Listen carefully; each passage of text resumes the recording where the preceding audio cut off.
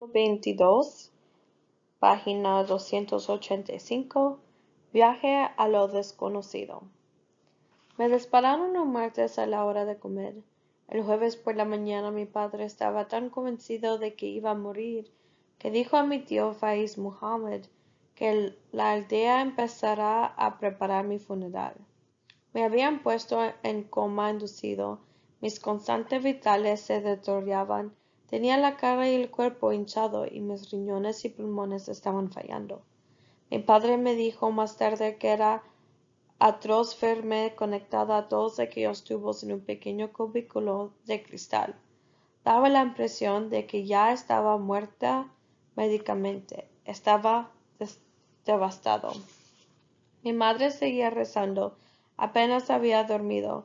Faiz Muhammad le había dicho que recitaría la surah de Hajj, el capítulo del Corán sobre la peregrinación,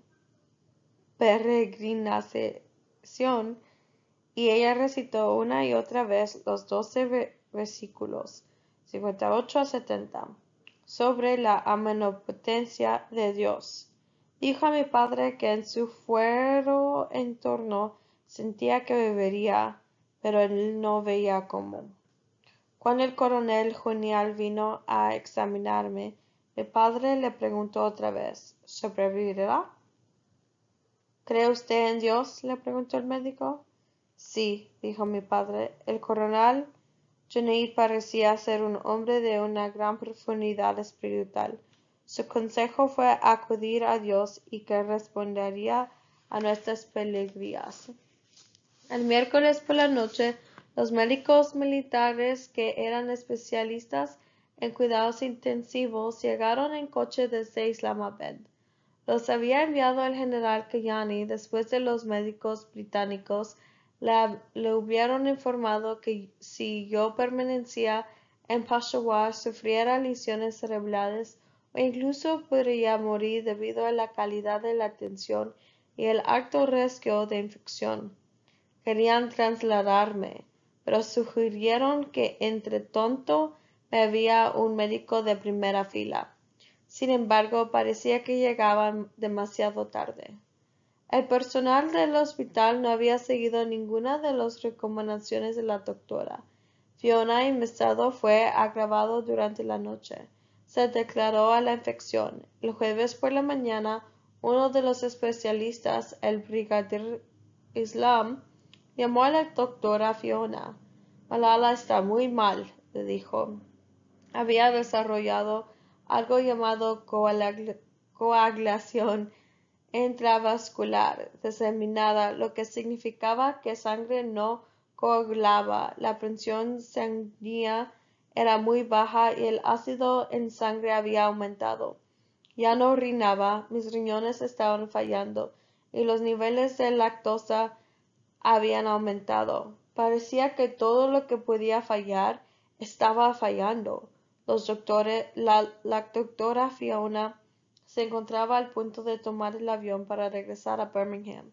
Ya había facturado su equipaje, pero cuando oyó la noticia se ofreció a ayudar a las 2 enfermeras del hospital de Birmingham.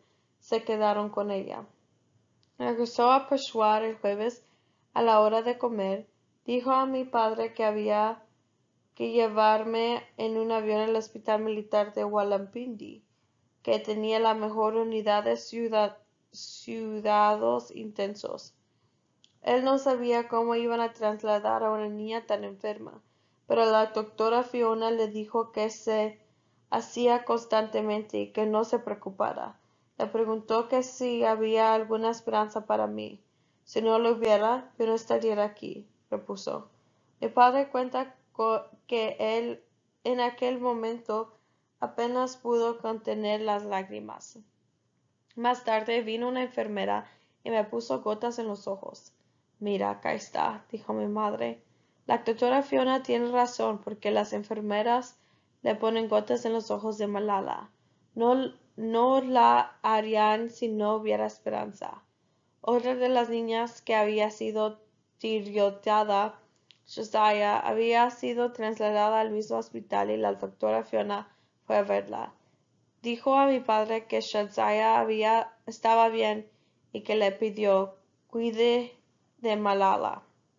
Nos llevaron al aeropuerto en la violencia, con grandes medidas de seguridad, presidios de motoristas y con sirenas. El vuelo en helicóptero duró 1 hora y 15 minutos.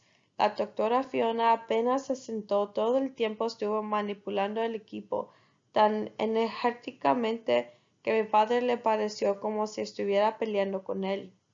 La mitad de su trabajo en el Reino Unido era trasladar a niños gravemente heridos, la otra mitad tratarlos en cuidados intensivos. Pero nunca había estado en una situación como esta. No solo Peshawar era peligroso para los occidentales, sino que después de googlearme se dio cuenta de que no estaba antes un caso normal. Si le hubiera ocurrido algo, todo el mundo habría echado la culpa a la mujer blanca, dijo después. Si hubiera muerto, hubiera sido como si yo hubiera matado a la Madre Teresa de Pakistán. En cuanto aterrizamos en Walepani, nos llevaron en ambulancia con otra escolta militar al Instituto de Cardiología de las Fuerzas Armadas. Mi padre estaba alarmado. ¿Sabrían cómo tratar heridas en la cabeza? Pero la doctora Fiona le aseguró que tenía la mejor unidad de cuidados intensivos de Pakistán, con el equipo más modernos y médicos formados en Gran Bretaña. Sus enfermeras de Birmingham estaban allí esperando y habían explicado a las enfermeras de cardiología los procedimientos específicos para heridas en la cabeza. Pasaron las 3 horas siguientes conmigo, cambiándome las carreteras de antibióticos y plasma, pues parecía que estaba reaccionando mal a las transfusiones de sangre. Finalmente dijeron que me encontraba estable. Cerraron todos los accesos al hospital. Había un batallón entero de soldados protegiéndolo y incluso francotiradores en las azoteas. No se permitía la entrada a nadie. Los médicos debían ir de uniforme. Los pacientes solo podían recibir visitas de sus parientes más cercanos, los cuales debían pasar estrictos controles de seguridad. A mis padres les asignaron un comandante del ejército que debía seguirles a todas partes. Mi padre tenía miedo y mi tío no dejaba de decir, ten cuidado, algunos de esos puede que sean agentes secretos.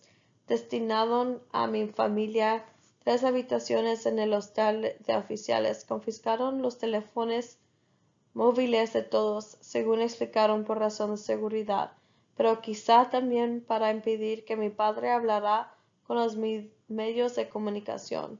Cada vez que mi padre quería recorrer la pequeña distancia que separaba el hostal del hospital, primero debían recibir por walkie-talkie confirmación de que todo estaba en orden, lo que al menos tardaba media hora. Incluso al cruzar el jardín del hostal para ir al comedor iban protegidos. No podía entrar ninguna visitante, ni siquiera se le permitió entrar al primer ministro. Cuando vino a verme, las medidas de seguridad podían parecer exageradas, pero en los últimos 3 años los talibanes habían logrado infiltrarse para llevar a cabo atentados hasta instalaciones militares mejores ciudades. La base naval de Marrán, la base de la Fuerza Aérea de Canberra y cuartel general del ejército cerca del hospital, todos corríamos peligros de sufrir un atentado talibán.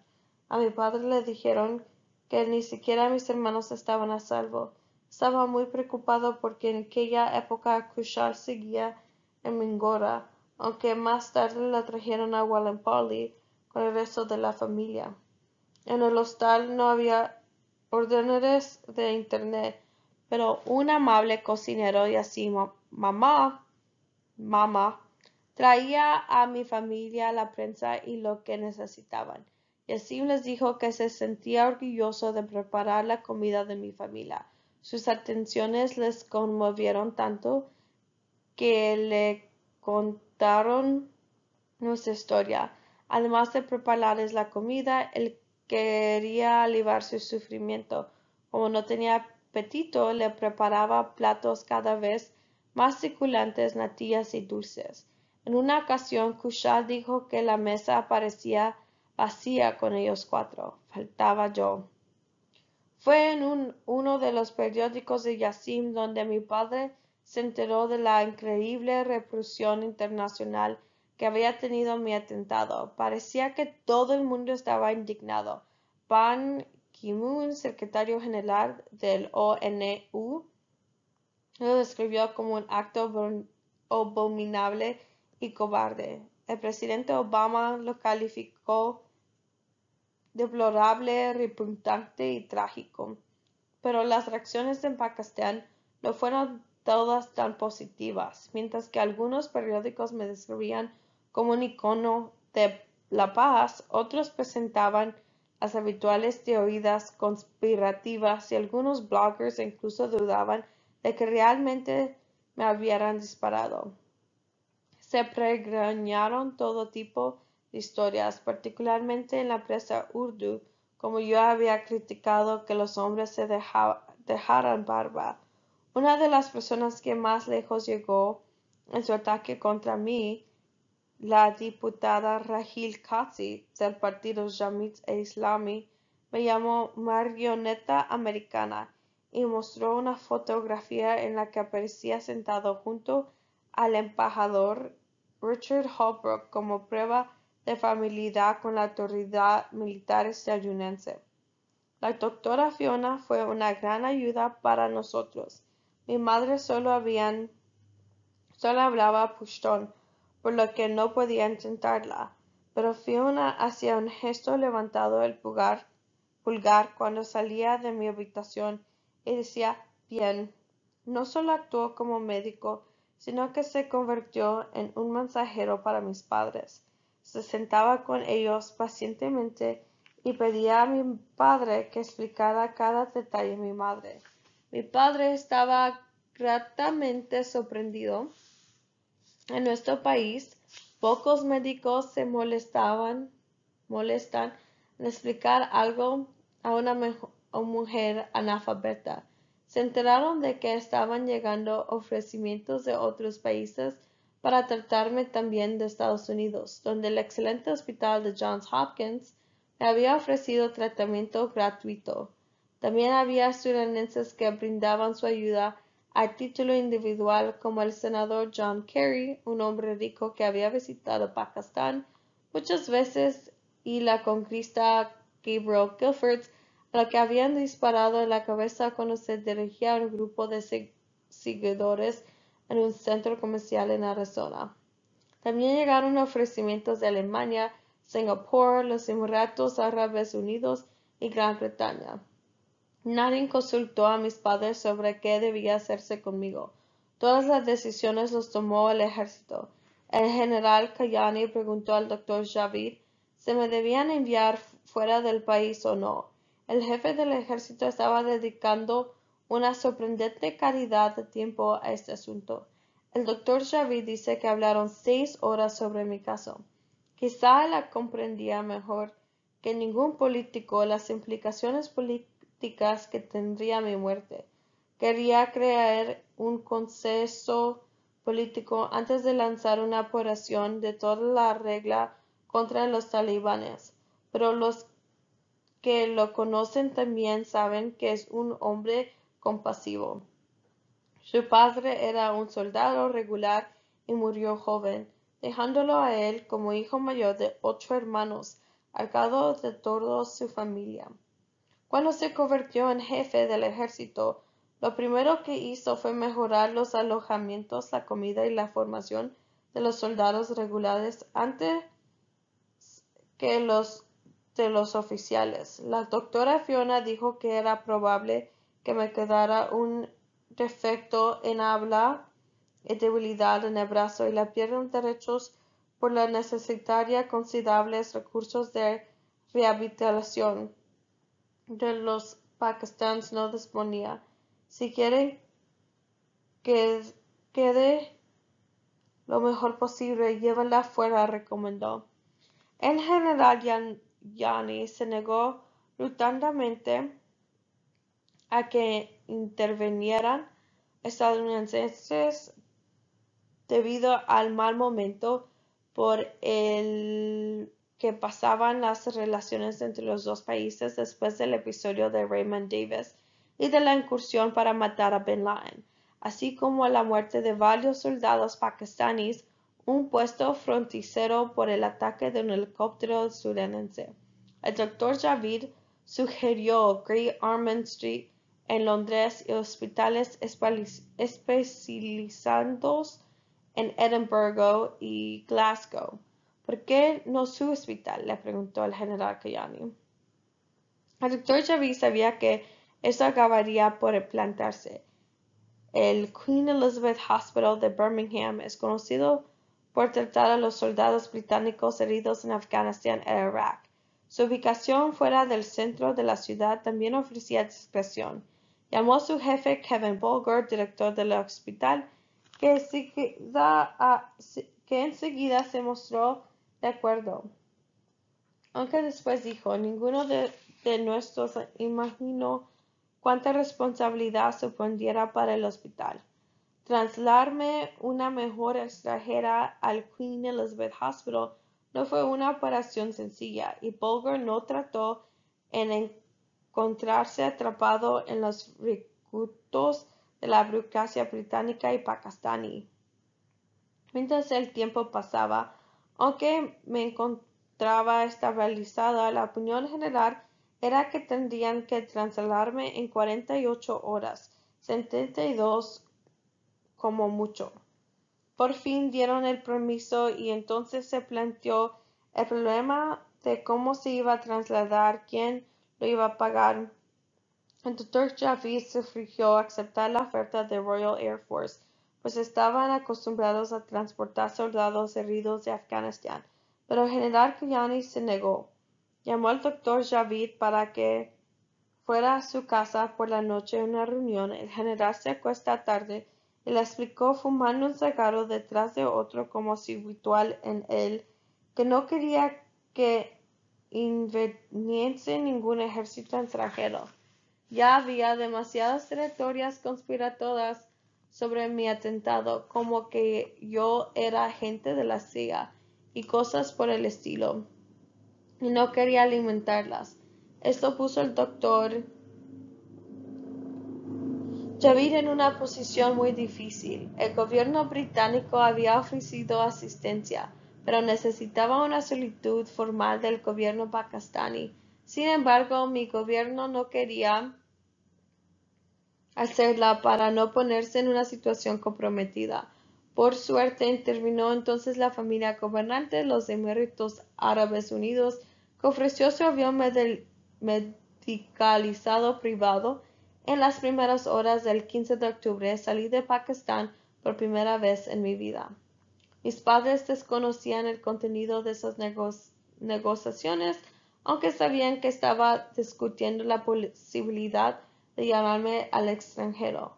Naturalmente daban por supuesto que a donde quiera se me enviase ellos me acompañaran.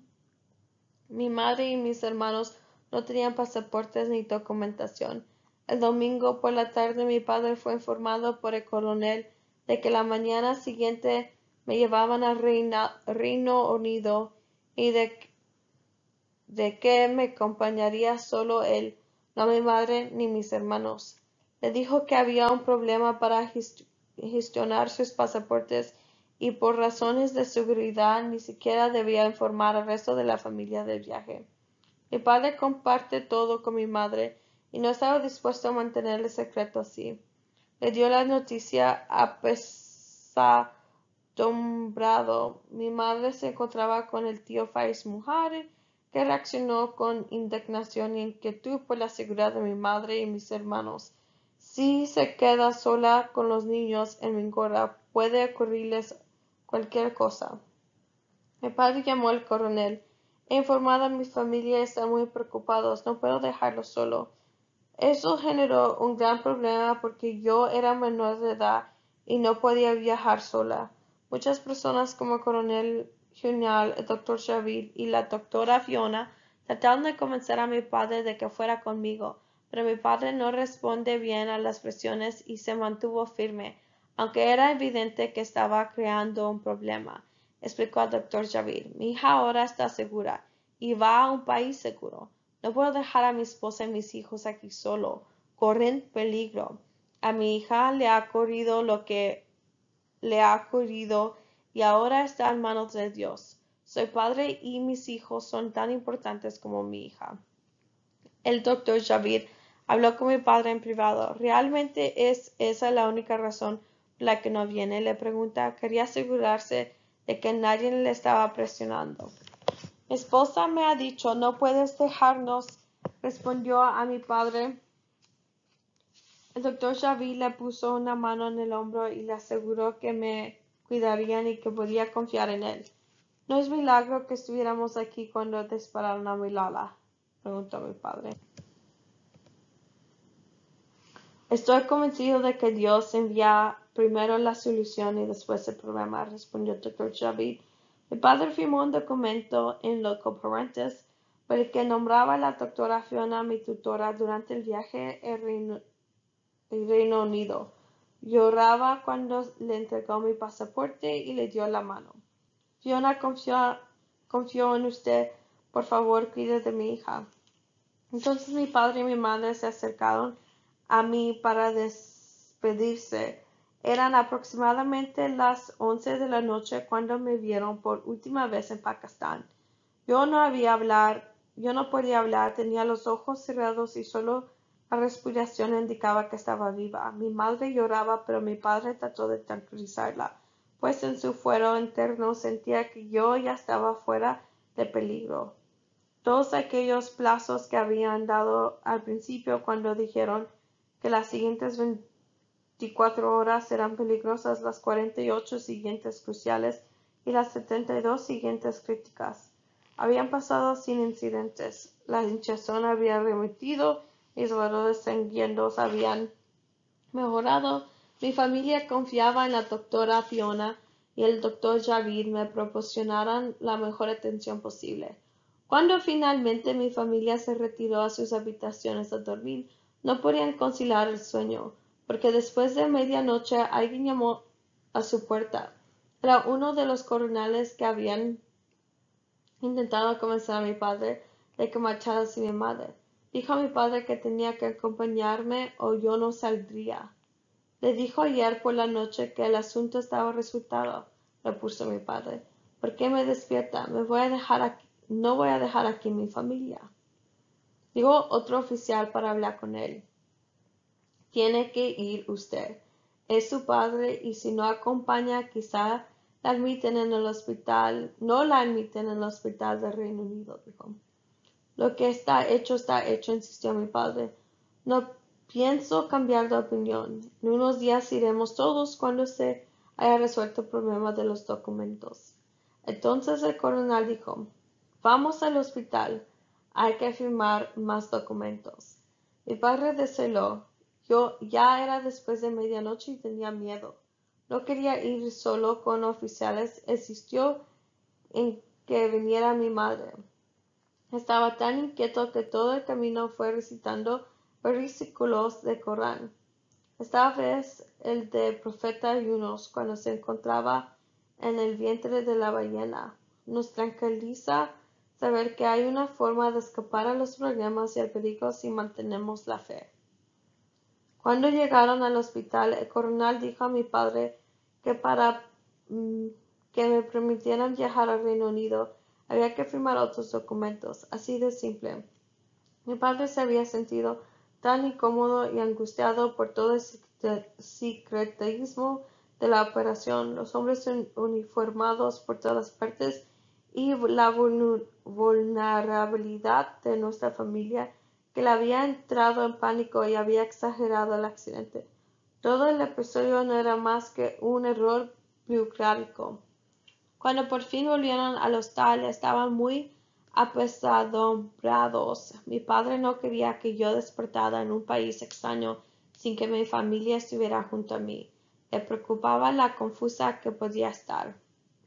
Mi último recuerdo sería del autobús del colegio y la angustiaba que me sentiría abandonada por ellos. El 15 de octubre a las 5 de la mañana me sacaron del hospital con una escolta armada. Las carreteras que conducían al aeropuerto estaban cortas y habían francotiradores en las toallas de los edificios a lo largo del camino. El avión de los Emiratos Árabes estaba esperando. Me han contado que es el colmo de lujo, con una blanda como doble, 16 asientos, la primera clase y un pequeño hospital en la parte de atrás, con enfermeras europeas y un médico alemán a cargo. Siento no haber estado despierta para disfrutarlo. El avión fue primero a Abu Dhabi para despegar y después se dirigió a Birmingham, donde aterrizó a primera hora de la tarde.